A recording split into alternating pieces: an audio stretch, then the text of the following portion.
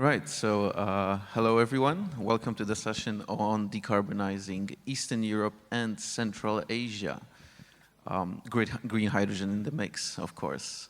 My name is Gniewomir Flis. I'm an associate at Energy Revolution Ventures, which is a venture capital fund focused on the electrochemistry ecosystem.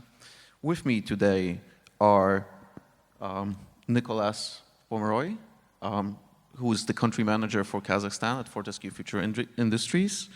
We've got Cristiano Cararetto, who's working at the European Bank of Reconstruction and Development. He's the head of sustainable business and infrastructure.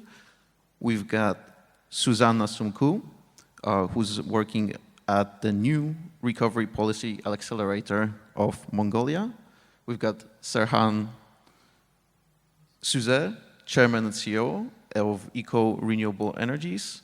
And we've got Abdulkadir Balikci, the president of the Energy, Nuclear and Mineral Research Agency of Turkey. So a warm welcome to our panelists today. And why don't we dive with a little scene setting? To me, the topic of Eastern Europe is quite close. I myself am from Poland, so I am very interested in the decarbonization of the region and the opportunities or challenges presented by green hydrogen. Now, typically, green hydrogen, when we talk about green hydrogen, we talk about regions that are in South America, in Africa, in Australia, in the Middle East. And that is because of interest from Europe and from Japan in importing and tapping the renewable resources of these regions for the decarbonization of heavy industry and transport.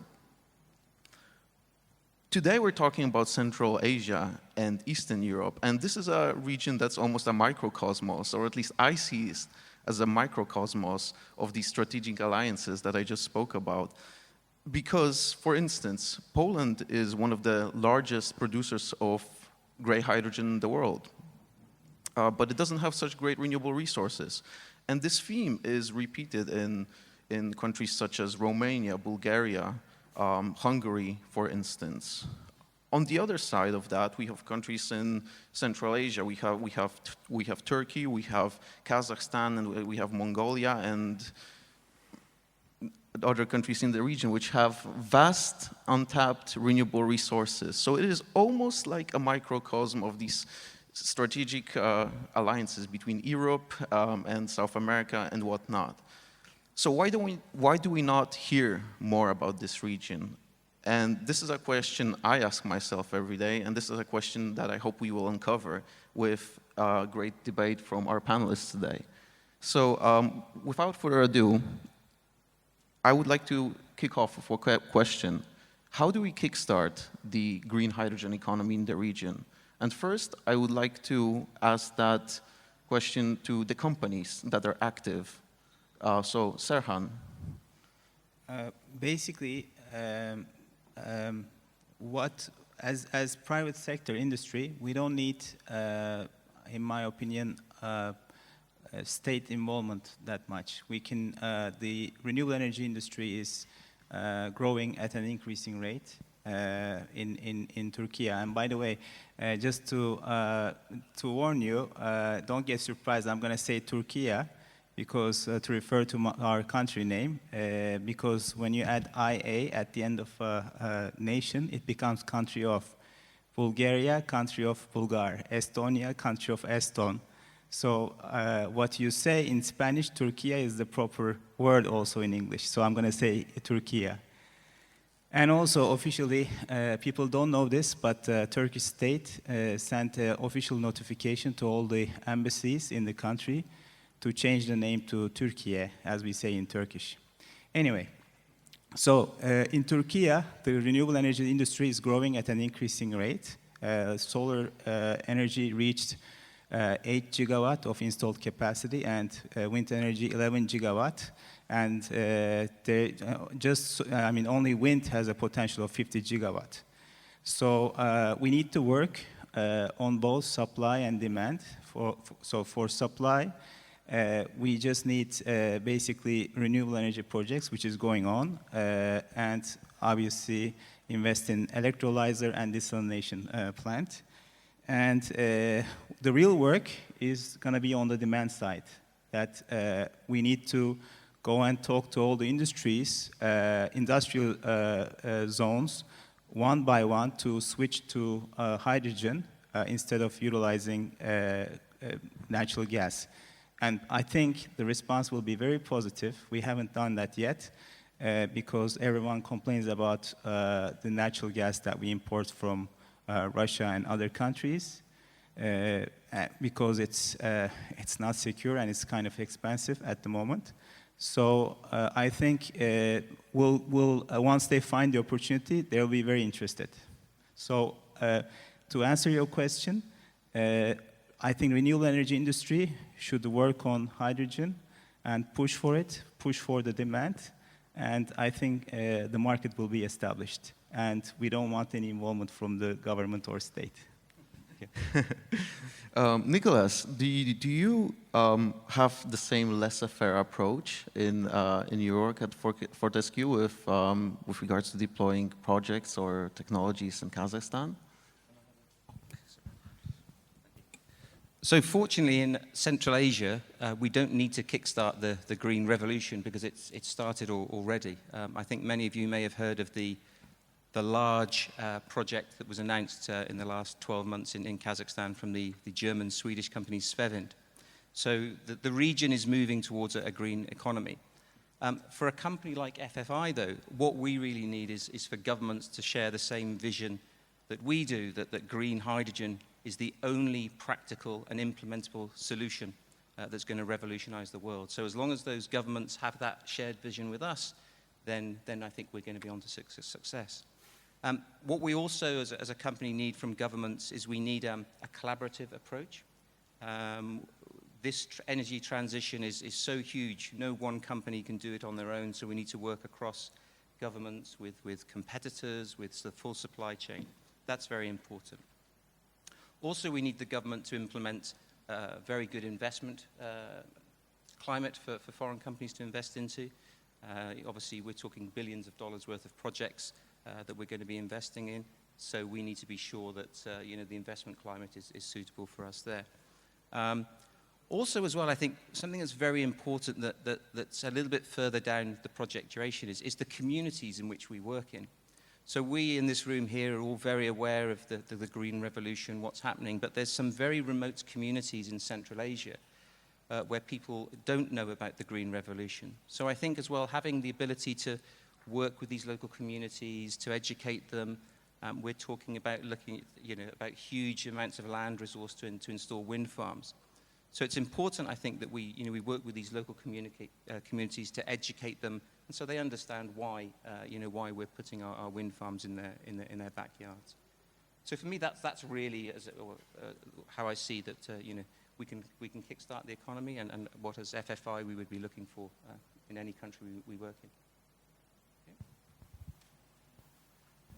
Yeah, thank you. So it sounds like I'm getting two different responses here, a bit of a laissez-faire from Serhan, but Nicholas is telling us that he really appreciates good investment and supportive climate from the government. So I would like to turn now the question to Susanna.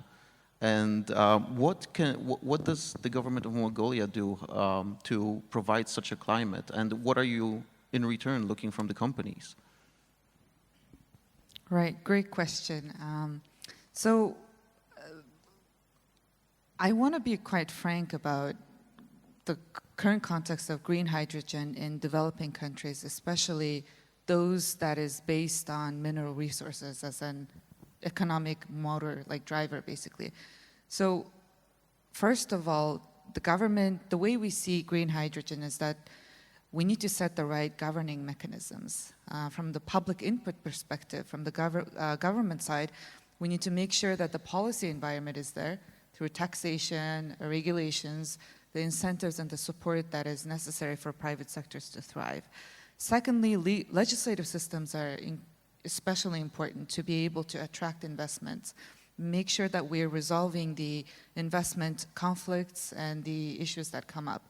Mongolia has had some failures or some hiccups around that area because we had a mining boom in 2012, but we weren't able to smoothly resolve the investment issues because we weren't able to kind of set up the right institutional mechanisms to resolve those. So we've learned our lesson, and now we're taking a more integrated and coherent approach to be able to support investors in the country. So that's one thing. We've amended our constitution in 2019, supporting integrated and coherent policy planning mechanisms. This will really help IFIs, DFIs, foreign direct investors to really understand the priorities of the government, which wasn't there before, and this was number one kind of complaint coming from investors. Secondly, we need to look at local context, right? So Mongolia is an incredibly different case compared to many European countries. We're a landlocked country between Russia and China. Considering the difficulties that COVID has put us through, Mongolia has gone through our second biggest economic downfall since World War II. I mean, COVID, we're still dealing with COVID impacts. So I think we need to be quite clear about that, right, in developing countries. And considering the Ukraine and Russian crisis, it's affecting us incredibly. Macroeconomic instability, inflation rises, food prices, as well as fuel prices. These are, affecting how businesses will be operating or thinking of green hydrogen in the medium term.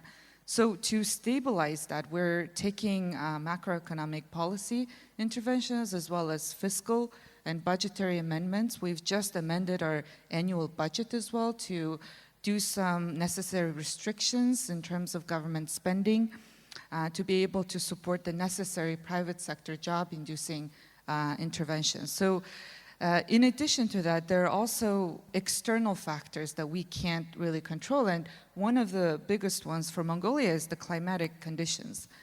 We go through these extreme dry months in the summer, followed by extremely cold winter times, going beyond minus 40 degrees Celsius. So, I mean, this is incomparable to many warm countries like Australia, Spain, or Thailand or Southeast Asian countries. So green hydrogen development will need to be customized to that environment. Third aspect is the economic structure of Mongolia, right? Our economies, to be very honest, is based on mining, number one. Second biggest sector is agriculture.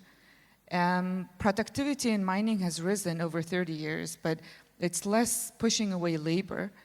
Whereas in the agriculture sector, labor is also leaving into the service sector, but productivity is still very low. So we can't really diversify the economy if agriculture is not developing, know-how isn't really there. So that's why when we think about green hydrogen moving forward, we need to have a very honest discussion with the private sector and international communities and identify the optimal areas where green hydrogen can be developed. And the way we see it potentially is number one, mining. So use the existing know-how that we've accumulated in the past 30 years as an advantage. So how do we replace, number one, long-haul trucks? This is an immediate thing that we could do with our mining companies, using green hydrogen for it. Secondly, mixing green hydrogen in mining production, iron ore industries. Coal is huge as well. Thirdly, there's potential interest in the public transport. So Mongolia ranks top in one, traffic congestion in the capital city. Secondly, being one of the most polluted cities in the wintertime because of fossil fuel burning. Thirdly, one of the coldest. So these are not very attractive things for even investors to come in. But if we start using green hydrogen for public transport, this could really help the livelihoods of the people in the country. And third area is, of course, ammonia. How can we use ammonia for mining as well as fertilizers? We're importing fertilizers and we're paying big bucks for it. So if we start in substituting import, this could also not only get support from the people, society, and the government, it could be a good case to show that green hydrogen is possible. So all in all, there is a market both domestically as well as export-wise. We're right next to China. This is a location that no other country has. We're literally a few hundred kilometers away from huge steel plants in Inner Mongolia. So there's huge potential. Renewable energy, around 2,600 gigawatts of installed potential renewable energy in Mongolia. Solar wind, great potential in the southern area, South Gobi. So, and in terms of business environment too, doing business indexes, we're one of the most open countries, democratic countries in the region. So certainly great potential, number one. Secondly, build the governance framework so that there's ease of doing business. Thirdly, customize, right? Don't compare one country to another because the climatic conditions are extremely different.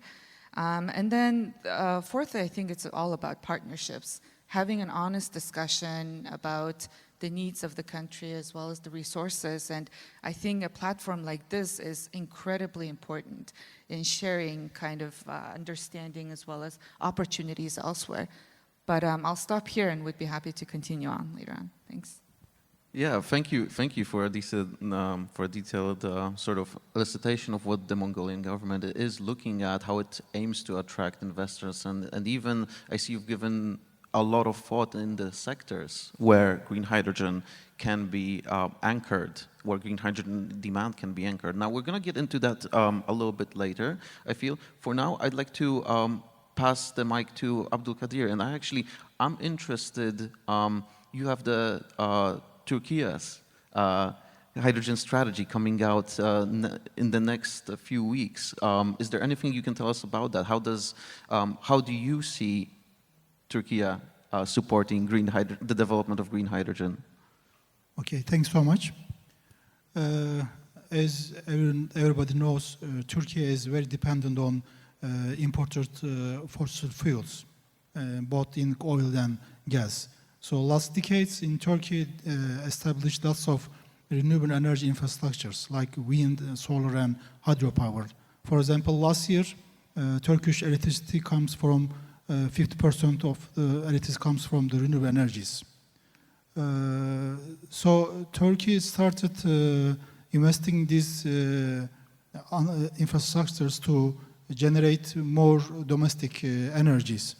So also we will continue to invest in the developing the infrastructure in Turkey. As you said, we prepared as a TANMAC for the Turkish government to put the Turkish hydrogen roadmap. Hopefully it will be announced in a month by the Minister of Energy and Natural Resources. So when we look at that study to roadmap for the hydrogen strategies, we focused on the generating hydrogen, transporting hydrogen, and using the hydrogen efficiently. So in Turkey, we have a very big potential on renewable energy potentials. One of the studies done by the Hydrogen Energy Association in Turkey, they show that Turkey has more than 600 million tons of hydrogen capacity to produce in Turkish soils. So it's a theoretical limit, but we can generate lots of hydrogen in Turkey. Already Turkey is an energy hub between Central Asia to Europe. Also, there are some already established pipelines for the oil and gas.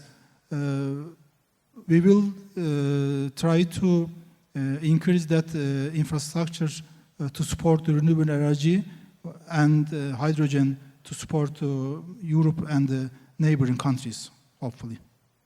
Thank you. Thank you. So I'm hearing that there is a lot of renewable energy potential in all these countries, and there's definitely a willingness to do something about it. And then, of course, that renewable potential translates into hydrogen potential. So there is a willingness, but what about the feasibility? And I'd like to turn to Christian. What do you see as the major hurdles, and also how can you, as the EBRD, facilitate the projects? Do you see, what is the role of finance in realizing these dreams? Well, first of all, I think I would like to start from a consideration. As a development institution, over the years, historically, we've been working a lot on decreasing the energy and carbon intensity of the economic sectors in Eastern Europe and Central Asia. So the name of the game historically has been, like someone said this morning, small, fast steps, but little steps, one at a time, with conventional energy efficiency activities. But in the last couple of years, there's been a massive switch in national policies. And these days, it's no longer about little steps. It's about a race to carbon neutrality. So except a few notable countries, most of these countries in this region these days have very clear and ambitious targets to reach net zero in the next 30 years.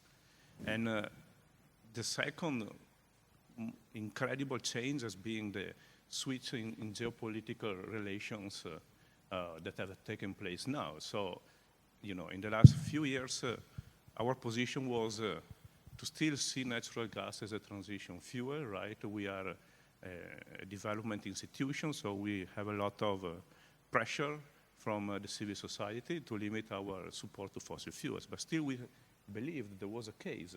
Like, think, for instance, Mongolia, you have to phase out coal. There is a credible path via natural gas. But even this notion now is very much questionable and challenged, and probably in some cases unrealistic. So we really see a massive increase in attention on clean hydrogen and renewable hydrogen in particular. So I guess that has created an important opportunity. You have some regions like North Africa where there is an obvious business case for production and possibly export. But if you look at Eastern Europe and Central Asia, really, I suppose the focus is on the use in their own economic sectors to decarbonize and possibly also create new products, because we are looking at hydrogen as an energy carrier, right, to reduce CO2 emissions. But actually, hydrogen can be an industrial feedstock to create green products. So these countries can really diversify their economies and start producing and exporting green products, green ammonia, green steel. So there is an important economic implication on the transition to net zero via hydrogen. Now, your question, I think if you had asked me 5 years ago what I think of hydrogen as an energy engineer, I would have gone into the chemicals and the fascinating future that it could bring with it. But these days, we are actually really talking about real projects. And the single biggest difference with the conventional renewables is the scale. Because companies are coming to us not really for 1, 5, 10 megawatt electrolyzer capacities. It's really much about commercial scale, hundreds of megawatt equivalent capacities. Because that's the minimum actually scale that justifies a commercial application. So there is a lot of interest. We are super eager to finance projects, okay, but projects are not happening very fast yet. And the reason, number one, that has already been mentioned by the panelists is the political governance. You need to have a very clear, credible, and dependable national strategy, because investors that need to come in the country with not with $100 million investment, but actually with billions, right, feel, and we, that actually at the end of the day want to have our money back from the same companies, feel nervous when the political scenario is unclear. At the same time, you also have sometimes vested interests on the colors of hydrogen. So again, the national strategies need to be very clear on what they are asking companies to develop. And last but not least, how do you get this product from A to B? how is the infrastructure fit for purpose, and actually on the B side, what is the industrial companies asking for? Do they need a very pure molecule? Do they need ammonia? And so for us, still, we are working with the stakeholders in creating these national pathways and archetypes of investment projects. We are working with clients in creating good bankable projects. But still, you see, despite the obvious role, there are quite a bit of uncertainties that need to be clarified. Yeah, you touched upon some really interesting themes there. I quite like I like your question about the color of the hydrogen, and we're going to dig into that in just a second. But I also just wanted to mention that it's really interesting that green hydrogen is essentially an opportunity for these countries, the countries in the Eastern Europe, and Central Asia region, to produce new goods and to essentially become exporters of new manufactured goods or chemicals or other high value goods. So maybe firstly, let's tackle the question of this hydrogen in the region. Will it all be green? We've heard a lot about the potential for renewable electricity.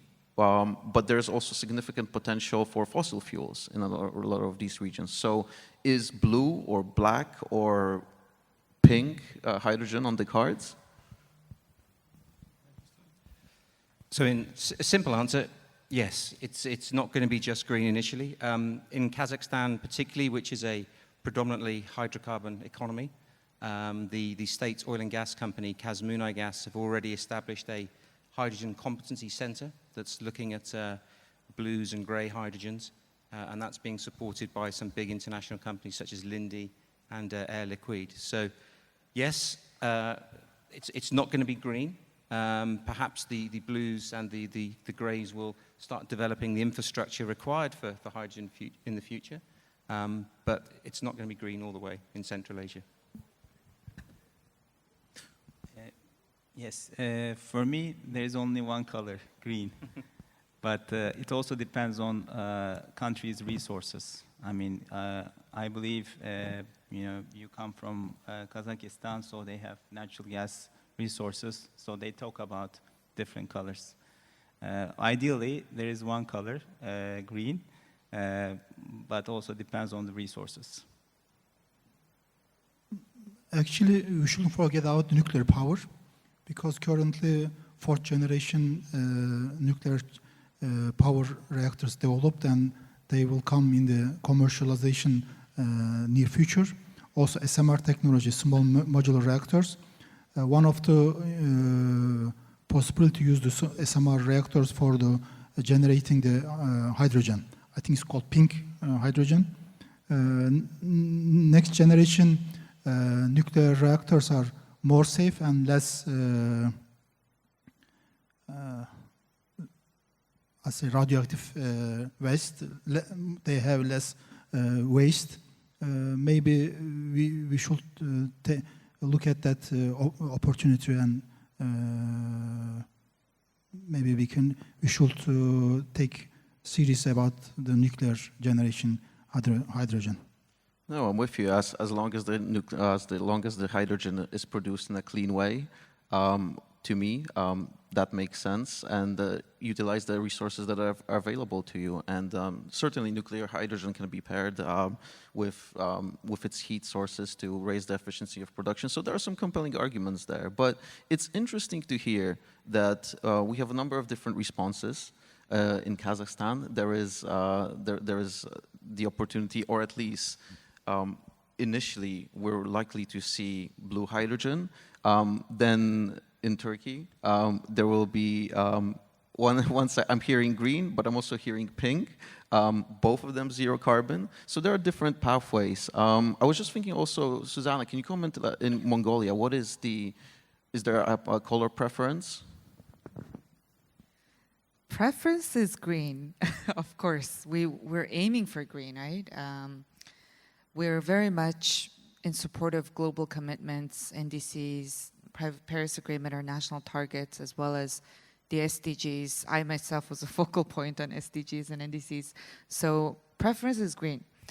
But going back to my point about understanding the context and being able to do it the right way rather than rushing it too fast and not everyone being included in the process is something that we don't want to do.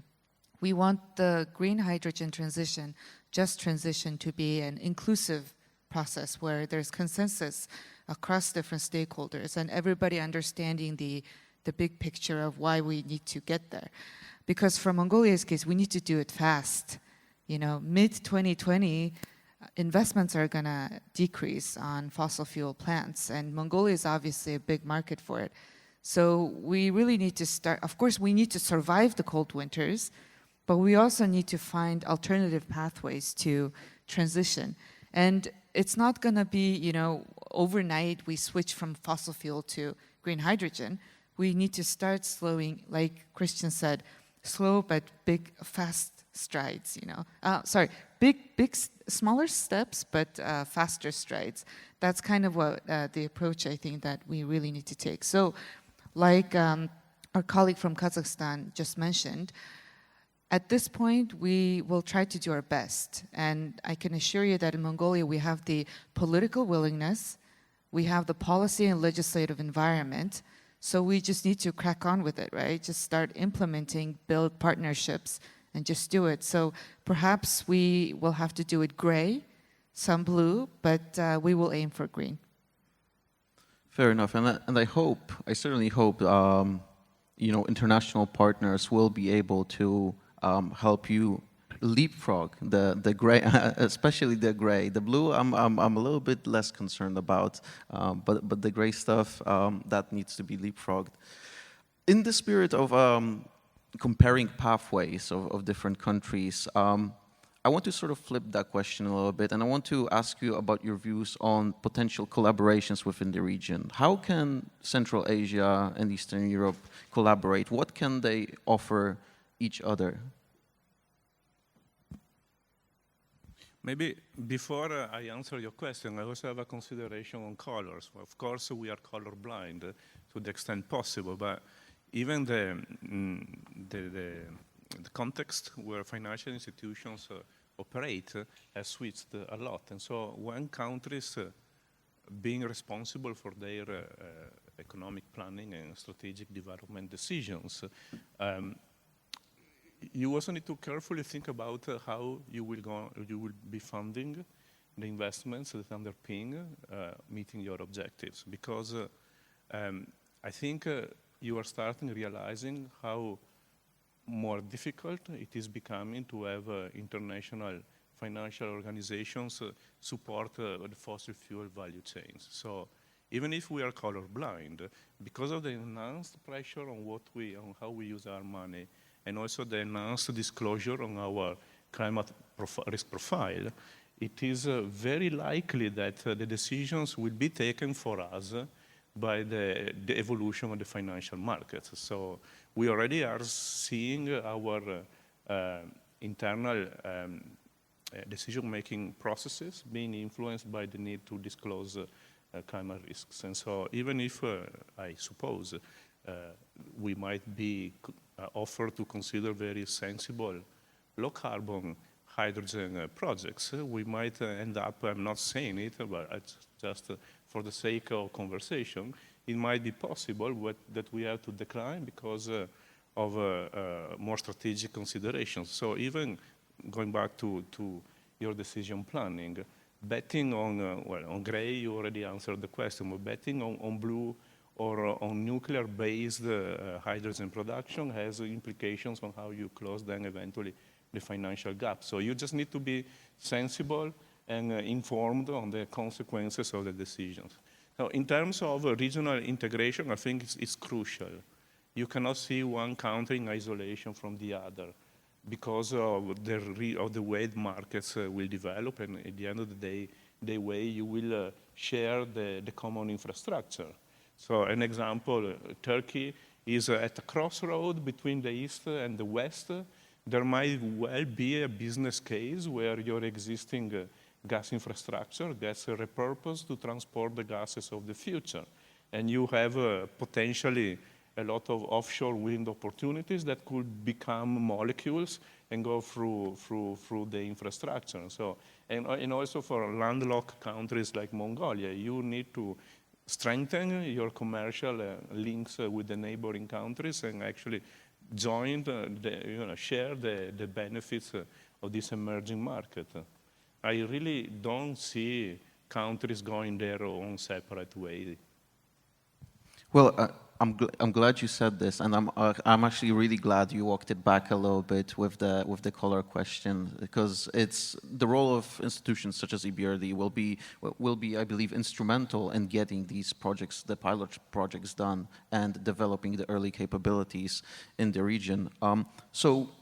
But moving forward, would anybody else like to comment on the potential opportunities for collaboration in the region? No, absolutely. I mean, one of the challenges in Central Asia that we haven't really touched on here is water. That's going to be the big issue for the development of green hydrogen projects. So perhaps we're looking at countries like Kazakhstan, where there's huge wind power, for example, being the place where the energy is generated. But then we're taking water from elsewhere in the region to support it. So it's not having each individual country producing the green hydrogen, but it's, as you say, a collaborative effort between the regions, water coming from one part, et cetera, et cetera. So that's another take on the model and the pathway to the green hydrogen. Go ahead. I just wanted to point out that we need to use existing platforms as well. We don't need to reinvent the wheel in terms of creating new platforms for collaboration into some cases.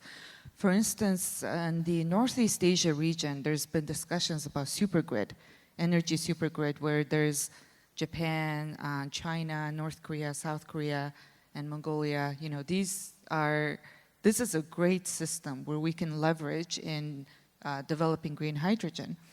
In Mongolia's case, like I mentioned earlier, we have great solar wind renewable potential, 2,600 gigawatts.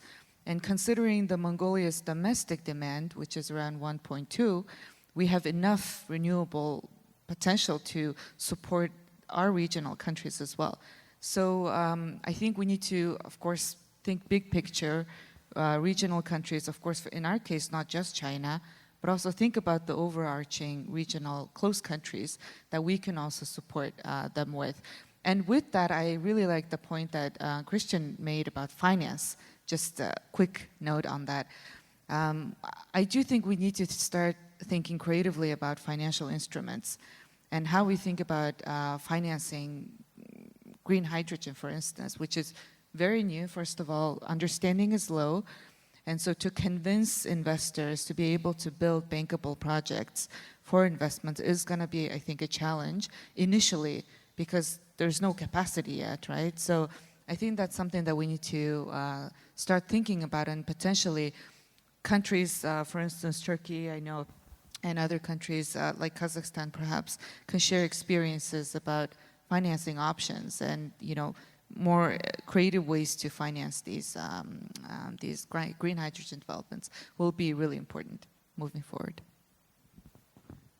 Yeah, I believe we can build hydrogen pipeline in our region. That will be very useful. So it will really, things will be a lot easier with a hydrogen pipeline extending to Europe. You know, obviously water, as you mentioned, is a big issue. I think from private sector point of view, we wouldn't touch land water, even if we don't have problem at the moment, but we know that it's coming. So the drought problem will hit our country in the next 5 to 10 years. And when that happens, I know what will happen. The public will say, aha, the hydrogen guys spent all our water. That's what they're going to say. So when we develop hydrogen projects, we only think of desalination plants, integrating with desalination plants. And water also could be transported to our neighboring countries as well, if they don't have access to seawater. That also could be a collaboration. And in my mind, multilateral production is quite possible. Like, for instance, in terms of hydrogen, in my mind, the Aegean Sea, the sea between Turkey and Greece, is a gold mine in terms of hydrogen, because the capacity factor is very high there, and you have accessibility to water right away. So, you know, instead of, having all these arguments with our Greek friends, if we can get together and do, joint ventures and produce hydrogen, that'll be a very good model in my mind. Actually, I like to add some things. Besides the collaboration for financially and logistically, we also have to collaborate on the technological side, because still there are some issues on the hydrogen we should solve, because generating, storing hydrogen is especially storing the hydrogen is very difficult, because hydrogen is the smallest element, so it's very difficult to store the hydrogen. When you compress, you need to have some, special materials, or when you turn the hydrogen into the ammonia or other chemicals, you have to deal with other problems. So definitely we need to collaborate on technological issues also with the countries and maybe private sector, government sectors. So there seems to be a recurring theme here of collaboration, and on many aspects, on technological collaboration, infrastructure planning, whether that is pipelines or whether that is pipelines for water, water sharing agreements. And this collaboration could benefit all the countries in the region by the sounds of it. And it also sounds like the EBRD would be quite keen on financing such enterprises. Do you see this collaboration emerging, Christian, or? Well, I see it emerging very clearly on the electricity side, okay, especially on the grid, right? Because very often individual countries will face challenges in accepting a ramp-up of intermittent renewables to decarbonize power sector, but also to produce hydrogen, right? And often the bottleneck is on the TSOs that try to defer and delay as much as possible. Kazakhstan, obvious example, right? Despite the renewable energy potential. And the solution is on strengthening not only the domestic connections, but also the cross-border interconnections. So I see, for instance, in Central Asia, this theme of regional power system growing and picking up momentum, and I think that's a very important stepping stone also for the hydrogen economy, because you cannot get into the hundreds of gigawatts of capacity without having a reliable grid. And you cannot do it, as I said already before, in isolation. We have financed a few cross-border projects. They come with their own challenges, but part of our role is also to facilitate this time of regional economic development. So, by all means. So that is actually a nice segue to, I suppose, will be my final question, which is, because of the fact that regional collaboration can actually benefit everyone in the region, do you see the region, Central Asia and Eastern Europe, if the region collaborates on all things grid, renewables, water, and pipelines, and technology, of course, do you see the region becoming the dark horse of the green hydrogen story? Is it going to be a region that was sort of overlooked but becomes the powerhouse or one of the success stories of green hydrogen? Well, I can begin. I don't have a solution. Clearly, they have a good opportunity, and it's up to the policy makers to grab it. Because the moment they give the clear signal, the private sector will follow, right? I think renewables are extremely democratic, because you have sun-blessed regions in most of the countries. Despite your cold winters, actually, you have magic wind. And we financed, we helped the government run auctions for wind and solar in Uzbekistan, for instance, and now we're in the process of financing the first winners. But in Uzbekistan, to give you an example, renewables, solar, under $20 per megawatt hour. We ran the auction on wind, and I think it went up at 26, if I'm not mistaken, dollars per megawatt hour. I mean, it's exactly the same numbers you have in North Africa. So it can really be a running horse, a prancing horse, actually.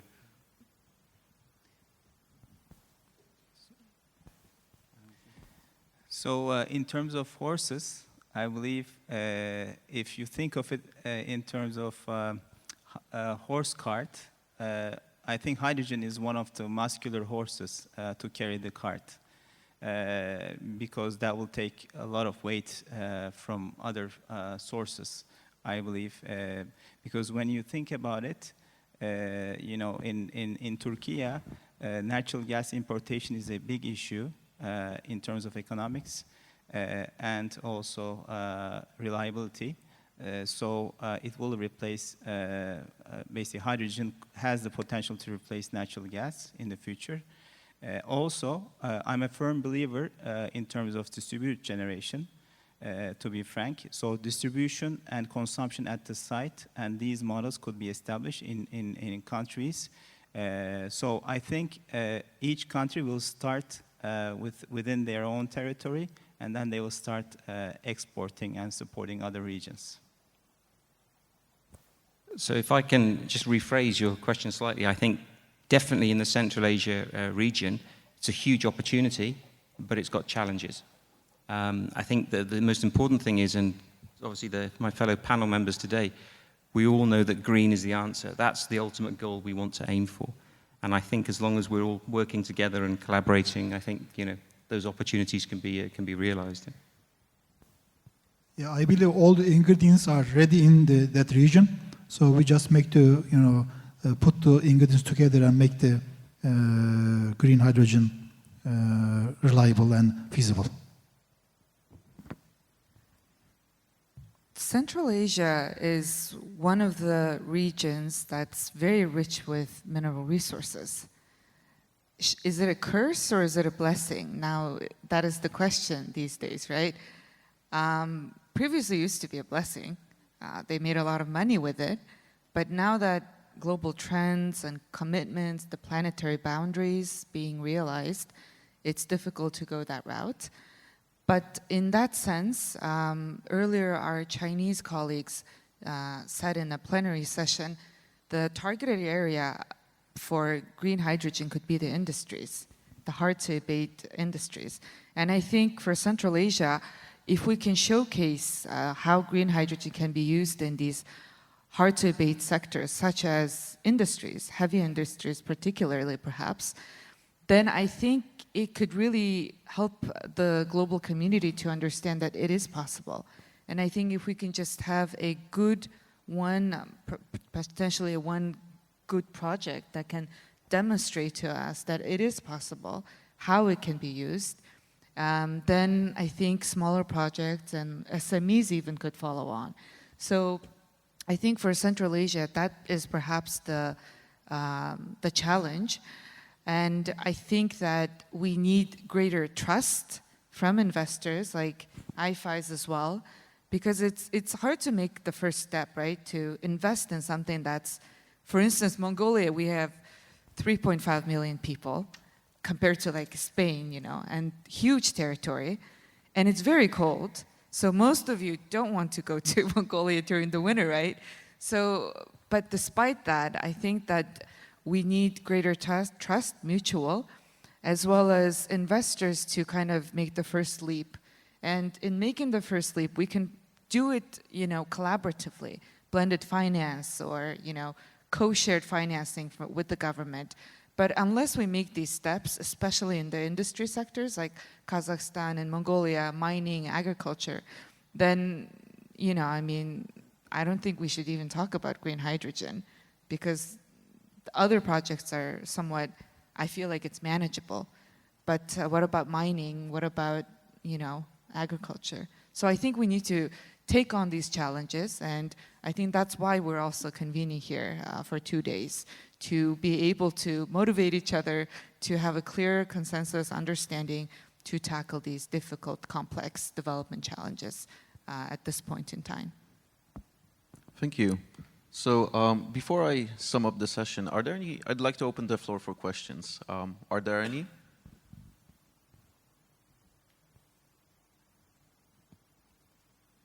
I'm not seeing many hands, so I'll take that as evidence of our panelists being super clear. So my main takeaway from today is that hydrogen there's plenty of opportunities in green hydrogen for the region, but there's also plenty of challenges. And finance and getting these pilot projects done is one of the challenges. Another challenge might be the availability of water in the region, but also getting the right technical know-how and cross-border collaboration. But though these are challenges, though these are challenges, there are also opportunities. And I believe the region can be put on the map and can rise and can, people will talk more about hydrogen and Central Asia if there's more collaboration. So thank you to our panelists for a great discussion, and thank you to the organizers as well for having us.